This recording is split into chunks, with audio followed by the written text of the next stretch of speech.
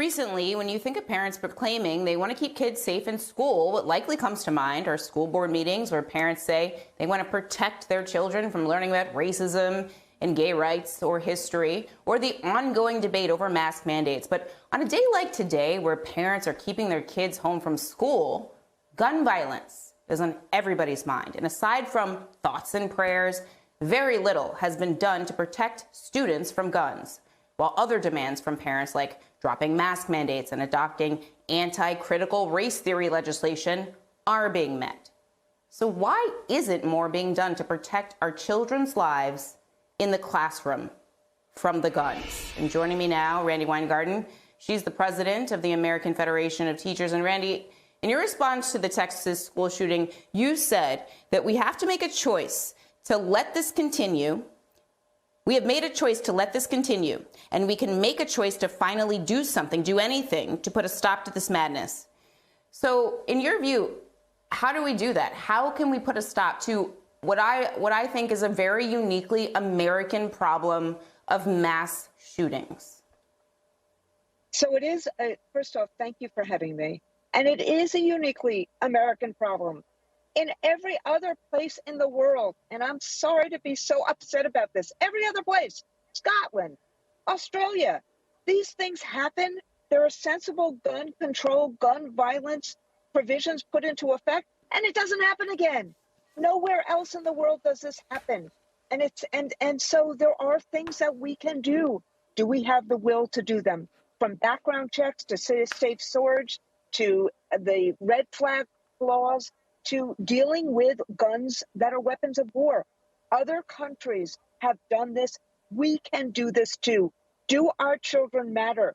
Do our grandmothers matter? We need to be able to do sensible gun prevention work. That's what it takes. I've been thinking all day about the fact that essentially, this is a status quo that, shooting after shooting after shooting, when nothing happens, we all seem frustrated. But I also just think about the fact that even if you're lucky enough to survive an incident like this, you're still left with the trauma. And no politician's re-election is more important than the life of a child or leaving a child with this type of trauma. Speak to the trauma endured by their survivors and the family members and school faculty after a mass shooting like this one. So look, the first phone calls I got yesterday were from people from Sandy Hook, from people from Parkland, who said, what can we do to help people in Texas right now? The trauma never goes away. I cannot imagine what it is like to be a parent of a child right now in that Texas school district. It doesn't go away. The only way, you've heard Fred Gutenberg on TV all day long, the only way it goes away is if we do something about it, instead of just by the grace of God hoping that another 18-year-old doesn't buy a gun, a weapon of war, and go in and kill innocent victims, whether they be grandparents at grocery stores or children in schools. And we will do everything we can as a union. We're starting to pull people together. We're going to do the counseling. We're going to do everything we can do. But at one point or another, in this democracy, in the greatest country of the world, we have to do the things that Scotland, that UK did, that Australia did, that Israel does. I was in Germany during when the Buffalo shooting happened. And some of our colleagues in Germany said to me, look, we have the same mental health issues. What happens is we have different gun laws. That's what we have to do right now.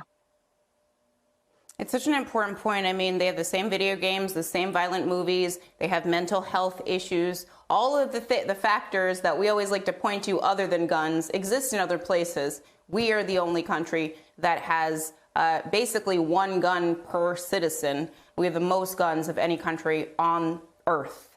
Randi, what should parents say to children who don't want to go to school today, who are too scared? I mean, how can we work to make kids feel safe at school?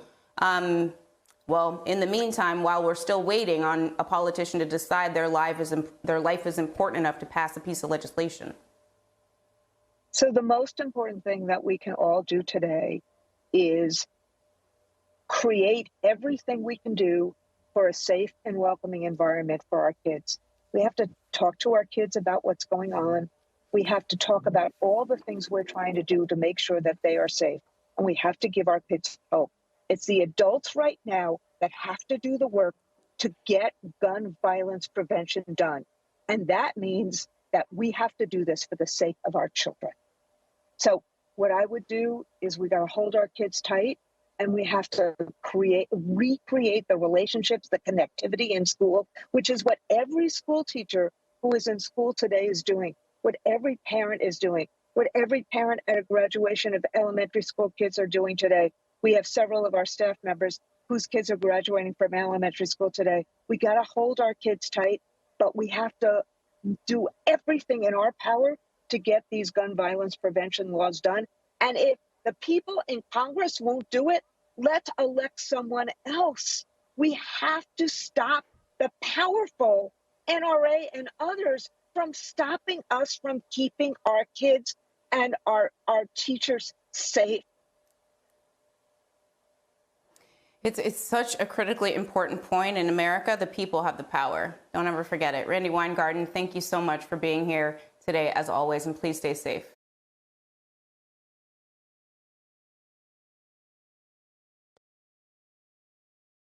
Hi, I'm Zerlina Maxwell. Thanks for checking out our channel on YouTube. You can see more from Zerlina by clicking any of the videos on this screen, and make sure you subscribe below to stay up to date on the day's biggest stories. Thanks for watching.